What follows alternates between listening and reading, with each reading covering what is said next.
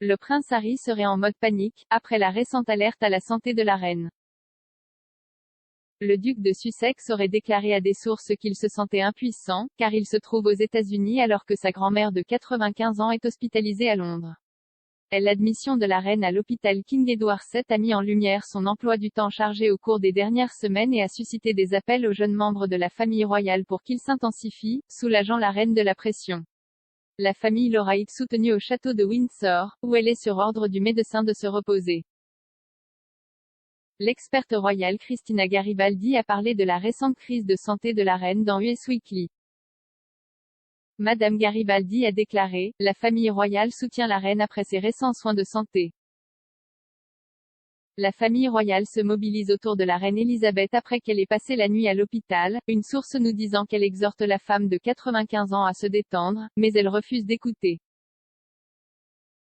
Ils ont ajouté que les membres de la famille royale sont entrés dans un état de panique lorsqu'ils ont appris que la reine avait été admise à l'hôpital. Elle a ajouté, ils se relaient pour l'appeler tous les jours et lui rendre visite au château de Windsor.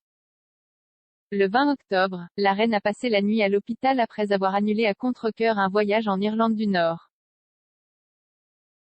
Dans un communiqué, le palais de Buckingham a déclaré, suite à un avis médical pour se reposer pendant quelques jours, la reine s'est rendue à l'hôpital mercredi après-midi pour des enquêtes préliminaires, retournant au château de Windsor à l'heure du déjeuner aujourd'hui, et reste de bonne humeur.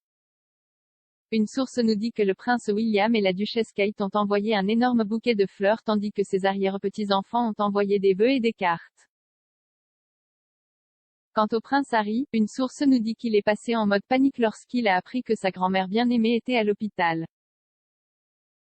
Il se sentait impuissant à 5000 milles de Montecito et s'est renseigné avec elle sans arrêt, a déclaré une source à US Weekly. 6 jours seulement après l'hospitalisation de la reine, elle était de retour au travail via Zoom. Une source a déclaré à US Weekly, la reine reconnaît enfin qu'elle ne sera pas là pour toujours et qu'elle doit ralentir. Elle n'est pas une lâcheuse et continuera à travailler, mais confie certaines de ses tâches à Charles et William et les prépare à prendre la relève. Le palais de Buckingham a depuis annoncé que la reine ne participera pas à la COP26 à Glasgow la semaine prochaine et se joindra à distance pour montrer sa présence. Le prince Charles, Camilla, le prince William et Catherine se joindront à la place.